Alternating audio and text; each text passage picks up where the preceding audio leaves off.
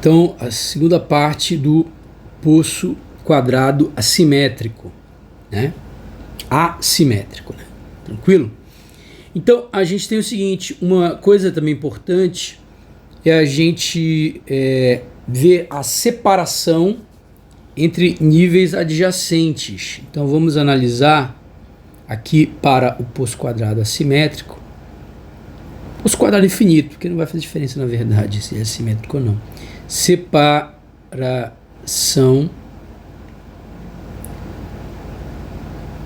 entre níveis adjacentes.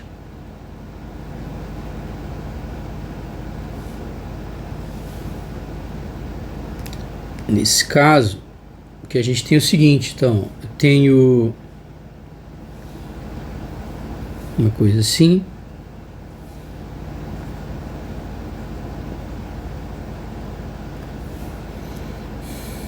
digamos que seja a energia do nível, né?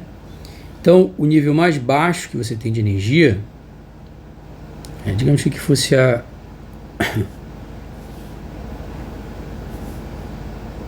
digamos que eu quisesse representar aqui as energias, né?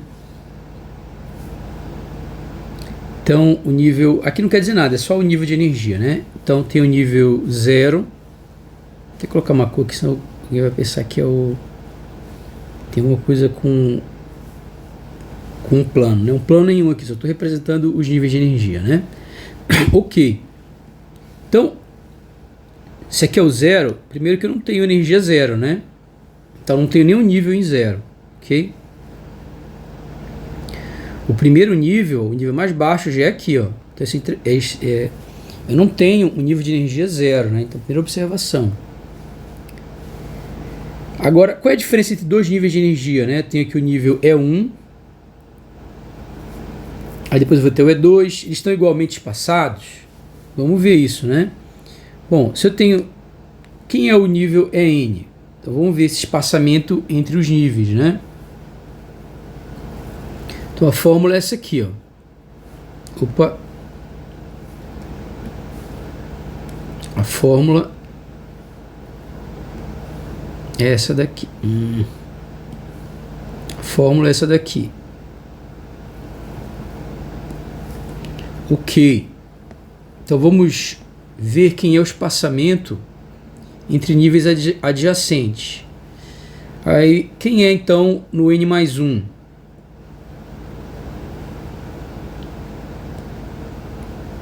Depois do N vem o N mais 1, né? Então o N mais 1 é só eu trocar aqui, ó. Coloco aqui N mais 1. Aí no caso eu tenho que trocar aqui também, né? Não vai ser mais N, vai ser N mais 1.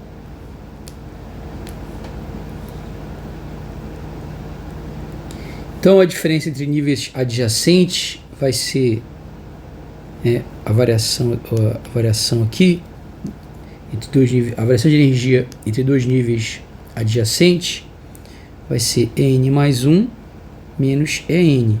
Percebe que eu posso tirar isso aqui em evidência, né? Que ele é um fator aí comum. Então π ao quadrado, h barra ao quadrado sobre 2m ao quadrado. O que vai sobrar nesse daqui? Nesse daqui sobra o n mais 1 ao quadrado, que é n ao quadrado mais 2n mais 1, menos o en.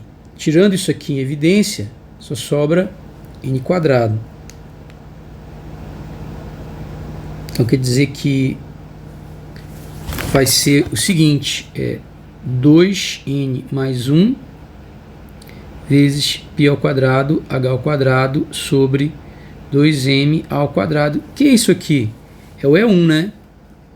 Então, isso aqui é o E1. Então, essa aí é a diferença, né? Então, você vê que eles não são igualmente separados. À medida que o n vai aumentando, né, eles vão ficando, a distância ficando maior. Então, ele começa com uma certa distância aqui. Qual vai ser o E2? Ó? O E2 vai ser 4 vezes E1, então ele já é bem mais distante. Essa distância aqui que esse tem para o zero,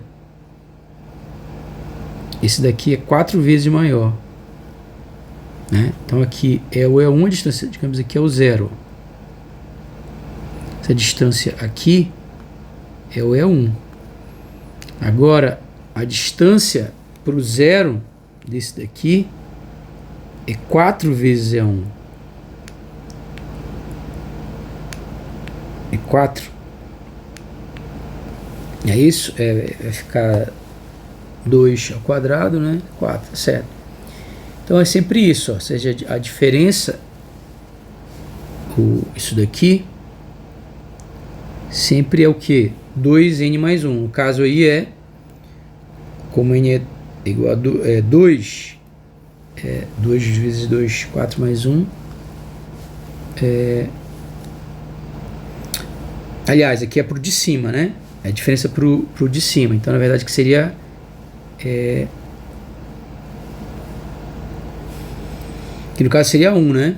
Então, seria 1 vezes 2, 3... 1 vezes 2, 2, mais 1, 3. Estou fazendo o resultado final, né? Então, que seria 3 é 1. Ok? Obviamente, se eu pegar 3 é 1 mais é 1, vai dar 4 é 1. Então, percebe que a distância, a separação entre os níveis adjacentes vai ficando cada vez maior quando eu vou indo para o segundo estado excitado, terceiro estado excitado e assim por diante. Ok? A gente sempre lembra, né? A gente viu na mecânica quântica, a gente sempre vê quando a gente vai para energias muito altas, a gente recupera o caso clássico, né? O que acontece aqui, ó. Se eu for para energia muito alta, o que vai acontecer? Então a gente tem que esse delta é n, vou dizer aqui, né? Porque esse delta E depende do n. Então delta é n. Lembrando que ele está pegando o de cima menos o de baixo, né? Então aqui seria n. Essa relação, quem seria essa razão aqui? Ou seja, da variação com relação ao nível. Ela seria 2n mais 1 vezes E1 sobre n ao quadrado vezes E1.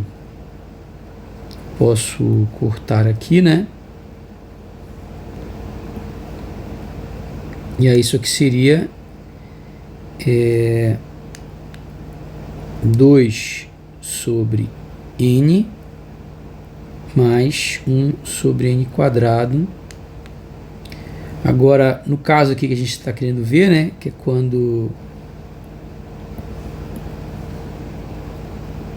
n vai para o infinito,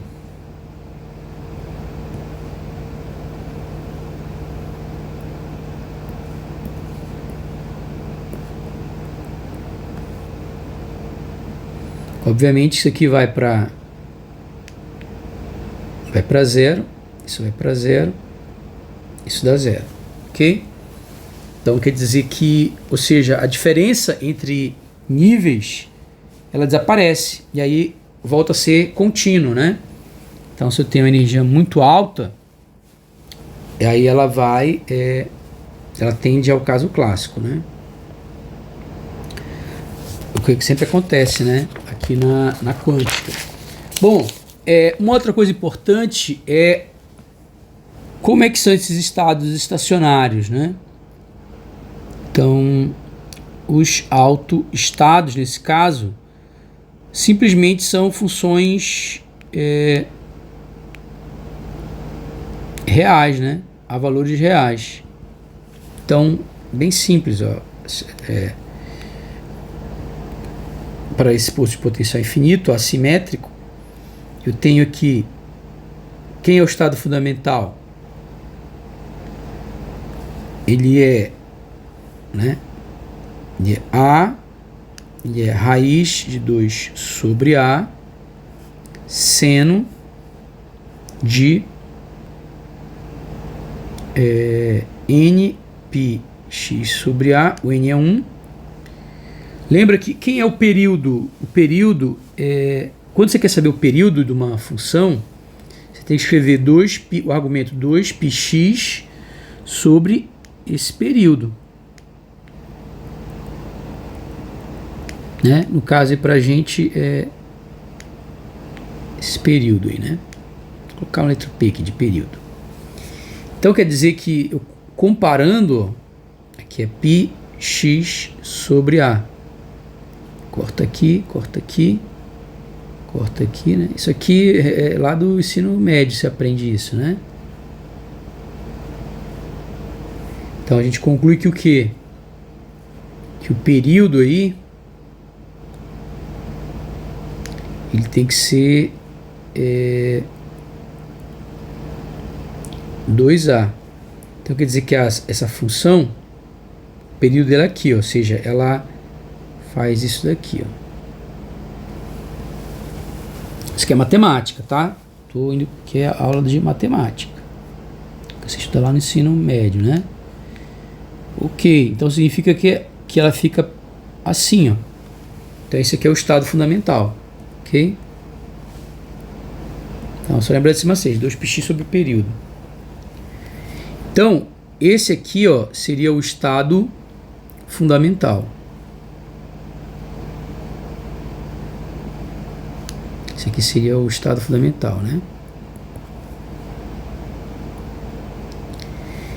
E aí, como é que ficariam os outros? Por exemplo, quem seria o primeiro estado excitado? O primeiro estado excitado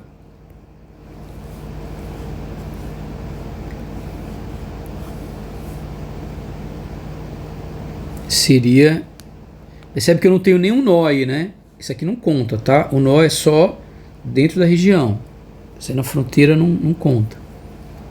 É porque ele iria para o infinito. Porque como o potencial é infinito, ele não consegue tunelar nada para fora.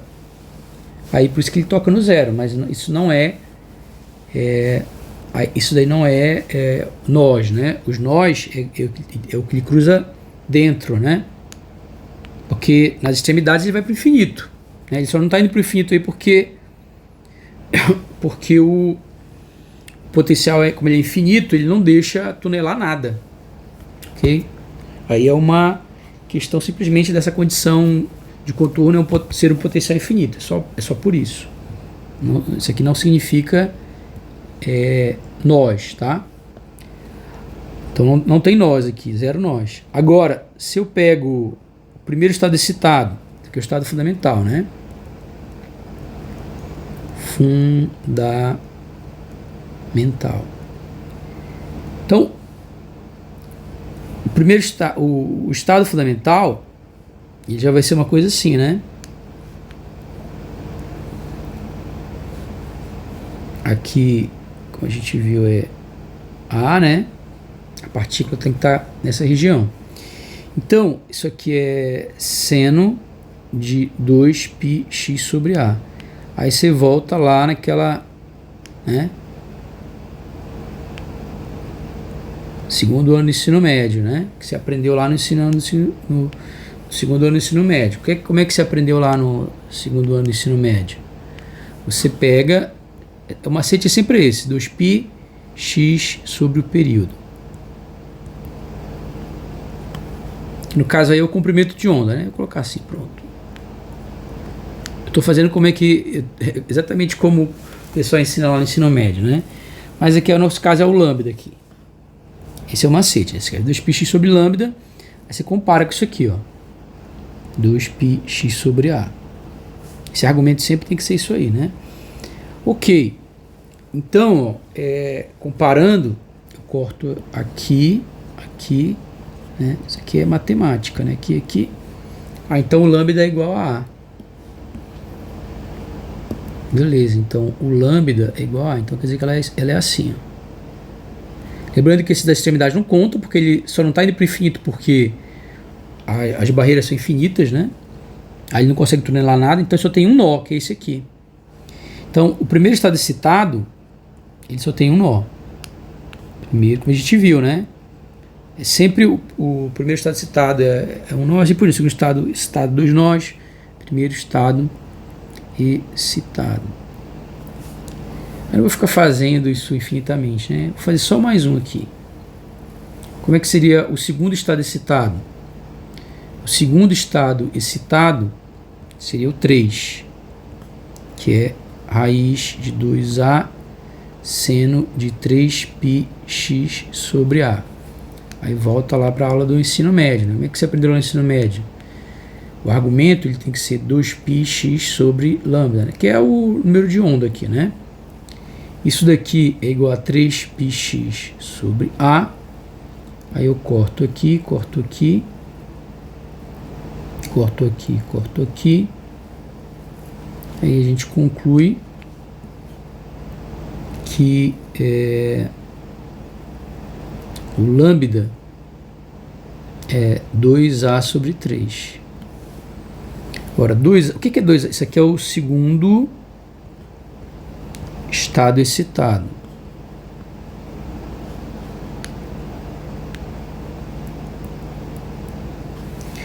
Ora, como é que é esse cara daí?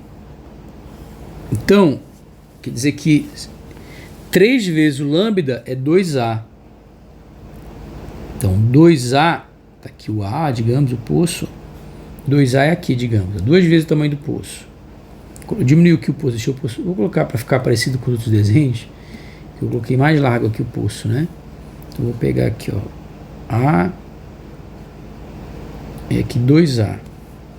O poço é só isso aqui, né? O que está fora, a partícula não consegue penetrar. Ok. Nesse 2A, cabe 3 lambdas. Então, como é que eu faço para caber 3 lambdas aí? Eu tenho que cruzar aqui 2 vezes, ó. Vou provar isso. Que vai fazer assim, ó. Faz isso, né? Vamos ver, eu tenho uma vez o lambda, 2 vezes o lambda, 3 vezes o lambda. Então tem 3 lambdas, né? Aí em 2A. Exatamente o que a gente queria. Bom, isso aqui não existe, né? Que não tem nada para cá. Era só para eu desenhar. Então quer dizer que nesse caso aí eu tenho 2 nós, exatamente como a gente havia falado em aulas anteriores, né? Ok? Tenho 2 nós. Né? Então tá aqui 2 nós. Então esse aqui seria o segundo estado excitado. Ok. Outra coisa importante que ele comenta é a questão que essas autofunções formam uma base ortonormal. Então, a gente não vai mais provar isso, a gente já sabe disso, né?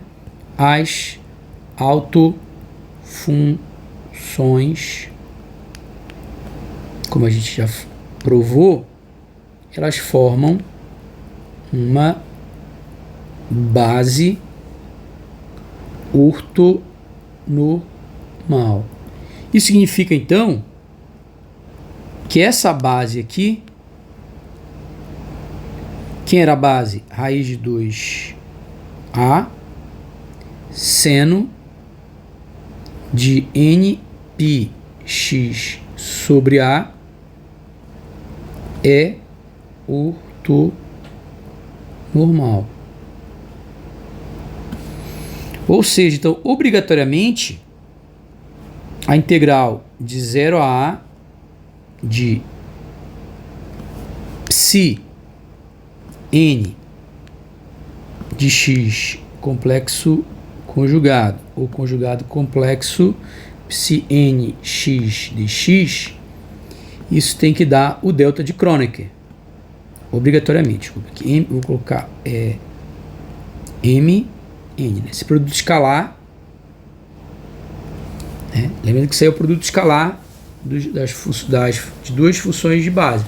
E se eu vou lá na função de base, pego 2 funções de base qualquer, então esse produto escalar ele tem que ser igual ao delta de Kronecker, ok? Isso é bem fácil de se provar, né? Ou seja, significa então que se eu pegar, por exemplo, seno de, por exemplo, 3πx sobre A seno de 8πx sobre A integrar de 0 a A, isso obrigatoriamente vai dar 0, né? Mas se eu pegar integral de 0 a de seno de 3πx sobre a seno de 3πx sobre a, que no caso é ao quadrado, né? Isso aqui vai dar 1, ok? Isso é bem fácil de mostrar, aí, mas já é matemática, né? A gente não está estudando matemática, a gente está estudando física. Ok.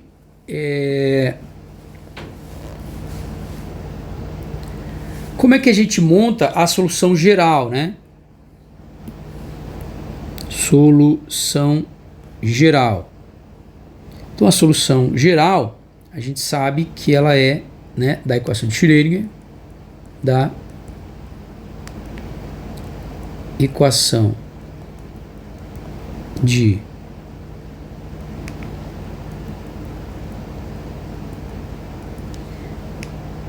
Schrödinger é uma coisa assim, ó. A gente já viu que ela é o quê? Ela tem que ser somatório n1 a infinito de psi n x é a menos i é n t sobre h barra, né? Essa é a solução geral, a gente viu, né? Porque lembra que as autofunções, elas não são a solução geral. A solução geral, ela é sempre o que? A combinação, ela é sempre formada, na verdade, pela combinação linear de todas as soluções estacionárias, né? Onde você pega lá a autofunção multiplicado pelo seu fator temporal. Na verdade, tem um erro aqui, né? Eu tenho que colocar os coeficientes da combinação linear. Agora sim, né? Então, quem é a solução geral?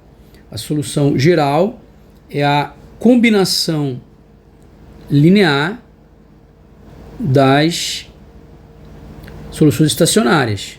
Quem são as soluções estacionárias? É sempre o produto das autofunções com a função do tempo, né? Que é sempre escrito dessa forma aqui. Bom, então a gente viu que é sempre assim que a gente encontra a solução geral, né? Você resolve a equação de Schrödinger independente do tempo, aí você obtém com isso. O que você obtém com isso? Os valores das autofunções e os valores das energias, né? De tal maneira que, no caso do poço de potencial infinito, a solução geral, né, ou seja, a função de onda da partícula no poço de potencial infinito, o estado da partícula, é dada pela combinação linear. Quem são as autofunções? Raiz de 2 sobre A, seno de kx, quem é o k? N π sobre a largura do poço, vezes x, exponencial de menos i. Quem é isso aqui? Eu não lembro, mas eu vou copiar aqui. Não tem como só ficar decorando essas coisas, né? Π ao quadrado, h barra ao quadrado sobre 2m ao quadrado. Ok. Então, deixa eu colocar um pouco mais para cá. Eu vou colocar ESP aqui, senão vai ficar muito... Deixa eu colocar E elevado a menos I. Colar aqui. Não vai ficar ruim mesmo. Vou colocar como ESP. Em vez de colocar exponencial assim, eu vou colocar ESP. ESP, né, exponencial. Vai ficar agora, não vai caber aqui, né? Eu vou dar uma espremida. Ok, aqui n ao quadrado, né? N ao quadrado vezes t. Então aqui n ao quadrado vezes t. E embaixo h barra, corta com h barra daqui, né? Então aqui 2m ao quadrado. Então, essa daqui é a solução geral, né,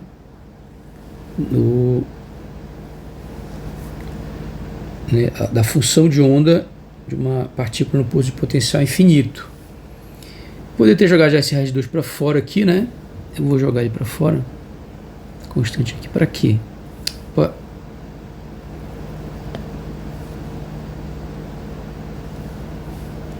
Quero só isso daqui. Isso aqui eu vou jogar para fora. E aqui fica o somatório. Se eu quiser encontrar o Cn, o que você tem que fazer? Você tem que pegar, encontrar no T0, né? Que aí no T0 fica o que? 2A somatório de 1 ao infinito de Cn seno de n pi x sobre A. Aí a gente volta para matemática, né? A gente lembra que o quê? Se eu quero encontrar um coeficiente aqui, o que a matemática diz? Que eu tenho que pegar, né? Já vi isso daí. Eu tenho que fazer o produto escalar.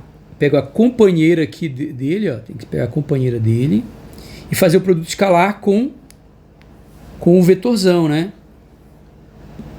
Então eu pego a companheira dele aqui e faço o produto escalar. Lembrando que quando é função, produto escalar é o que? A integral em todo o espaço, né? Esse raiz de 2, que isso aqui faz parte, na verdade, né? Então ele vem para cá, né? Na hora do produto escalar vai aparecer, né? Porque o produto escalar da autofunção, a autofunção é essa aqui, na verdade, né? Escalar, aí ela complexo conjugado, só que o complexo conjugado, aqui como ele é real, dá ele mesmo, vezes o vetorzão, e é isso, né? O vetorzão no geral, né? Ou melhor, o vetorzão no caso é esse aqui, né? Porque o vetor é esse aqui no caso, né? Não é esse daqui. O vetor é esse daqui. Eu estou trabalhando nessa expressão. E aí, pronto, a gente viu isso daí, né? Então, com isso a gente encontra o valor do Cn. Lembrando que o valor absoluto de Cn ao quadrado é a probabilidade de você encontrar a partícula nesse estado aqui, né? Só que o que acontece? Então, esses coeficientes aqui vão depender da função de onda inicial. Então, dependendo da função de onda inicial, isso aqui é completamente determinado, né, pela função de onda inicial.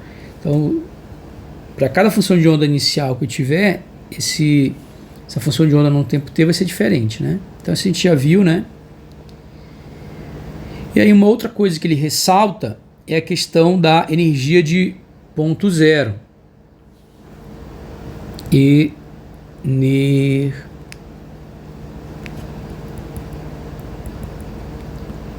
Energia de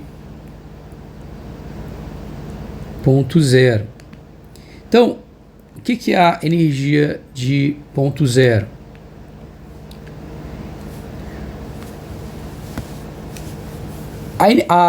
Você percebe que a energia do estado fundamental, a menor energia, ela não pode ser igual a zero. A menor energia que uma partícula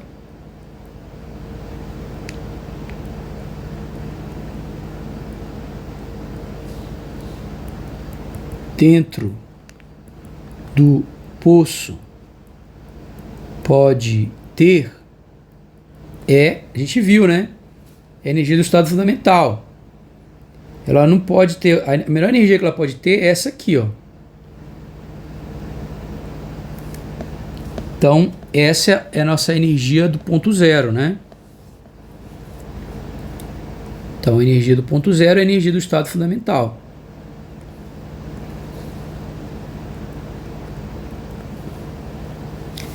Então, por que a energia?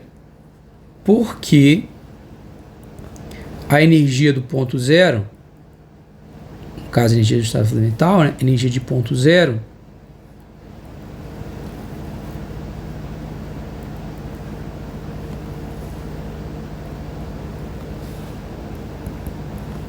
não é zero. Por que ele não pode ter? Ou seja, a partícula não pode ter energia zero. A menor energia é essa aqui. Ela não pode ter energia zero. Porque isso violaria. A resposta é pois uma energia igual a zero da partícula violaria o princípio da incerteza.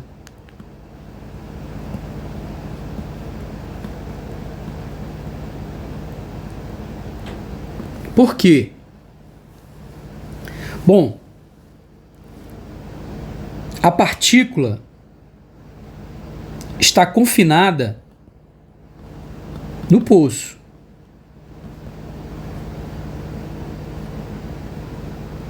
Está confinada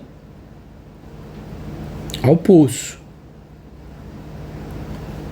Isso significa que a incerteza dela, a incerteza da posição,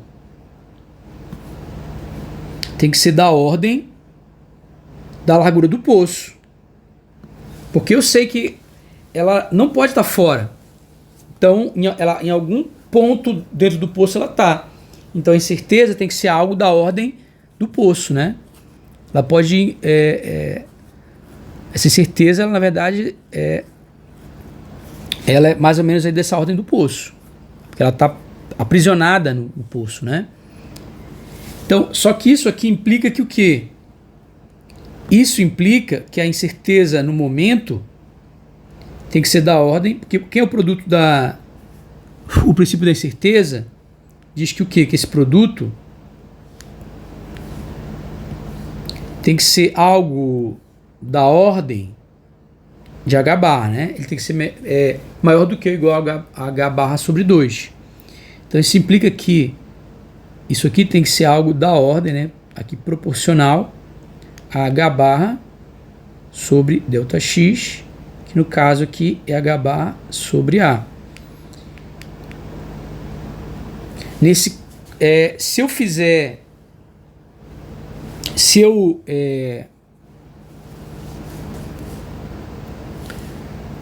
aqui o cálculo, né? Para descobrir que é a energia cinética mínima, isso implica então que energia cinética mínima, ela tem que ser da ordem do que?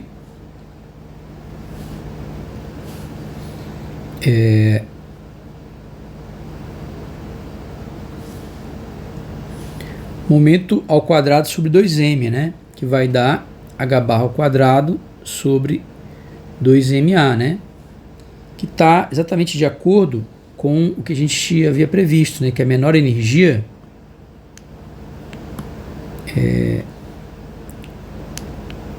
que é compatível, que coaduna, né? Com a menor energia, a energia cinética mínima, essa aqui que a gente viu. Π ao quadrado, H barra ao quadrado, sobre 2ma.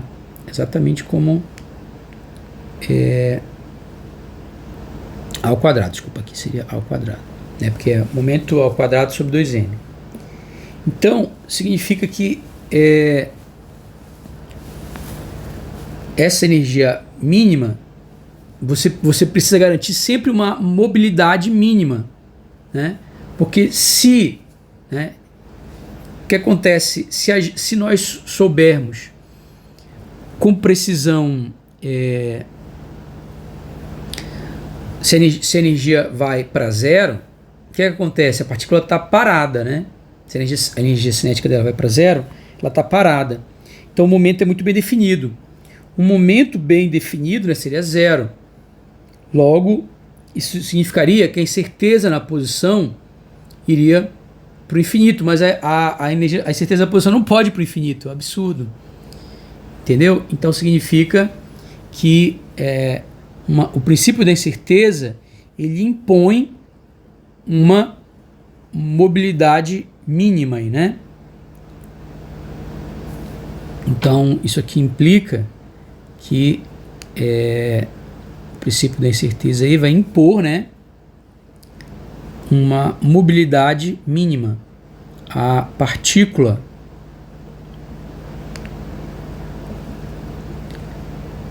precisa ter uma mobilidade mínima. Isto é, ela não pode estar parada dentro do poço, pois isso violaria o princípio da incerteza. Bom, o vídeo já está bem longo.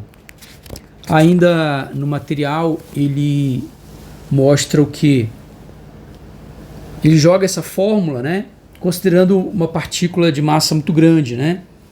Se eu tiver uma partícula, uma bola de 100 gramas, então ele mostra que essa energia seria muito pequena, né? De tal maneira que você não consegue nem detectar, né? Então, teoricamente, eu poderia aplicar isso para qualquer partícula. Jogaria para uma partícula macroscópica, mas como a massa dela é muito grande, e você vê que essa energia mínima ela depende da massa, para um objeto macroscópico, como essa massa é muito grande, essa energia mínima ela é tão pequena que ela se confunde com o próprio zero. Então a partícula pode ter energia cinética zero e pode estar parada. Ok? Então, no caso macroscópico,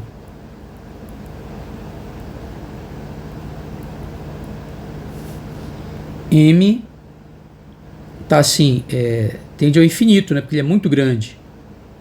Pro ponto de vista quântico, o caso macroscópico é quando a massa vai para o infinito. Se a massa da partícula vai para o infinito, a energia vai para zero, que é exatamente o que acontece no caso clássico, né? Você tem uma esferazinha lá, de vidro, né? Bola de gude, né? Ela pode estar parada. Uma partícula pode estar parada, né? Pensa em você como uma partícula, você pode estar parado, né? Pensa numa partícula qualquer, um grão de areia, ele pode estar parado, porque a massa dele, do ponto de vista da quântica, é muito grande. Então a energia cinética pode ser zero. A energia mínima cinética pode ser zero. Vai ficar um pouco longo, porque eu quero fechar logo tudo isso aqui, né? Pra gente já falar no próximo vídeo do poço quadrado finito. Então vamos só falar rapidamente do poço simétrico. Eu não vou resolver, vou deixar como exercício para vocês, porque é muito parecido, né? É até bom que vocês treinam aí. Mas o que é o poço simétrico? É quando é a mesma coisa, ele vai ser mais infinito, só que muda o... Fora do poço é mais infinito, dentro do poço é zero. Só que agora ele vai centrar na origem. Ele centra o poço tem a mesma largura A, só que centrado na origem. Então essa é a definição dele, né? Ou seja, o poço ele é simétrico quando ele está centrado aqui na origem. Ou seja, se ele é maior do que 2, o potencial é infinito, logo eu não consigo ter... A amplitude de probabilidade é zero de encontrar a partícula ali. O potencial é infinito para essa região, né? Então é impossível a partícula penetrar ali. Então a amplitude de probabilidade é zero, a partícula só pode estar aqui, né? Dentro do poço, nessa região aqui. Ok. Nesse caso, eu vou deixar como exercício para vocês, mas o que você consegue obter é que as autofunções, as autoenergias serão as mesmas, né? Vai mudar só a expressão das autofunções. Vai ficar assim, 2 sobre A. Mas a forma é a mesma autofunção, tá? É só que, como eu desloquei, ela fica escrita de maneira diferente. Vai dar NP sobre A x mais A sobre 2. E isso aqui pode assumir duas formas, né? Raiz de 2 sobre A cosseno de NP x sobre A para n igual a 1, 3, 5, ou seja, n ímpar, ou raiz de 2 sobre A seno de NP x sobre A para n igual a 2, 4, 6. Aquilo que a gente já havia previsto, né? Como o potencial é simétrico, as funções, as autofunções só podem ser pares ou ímpares, não pode ser outra coisa, né? Então, por exemplo, isso daqui, essas aqui vão ser o que?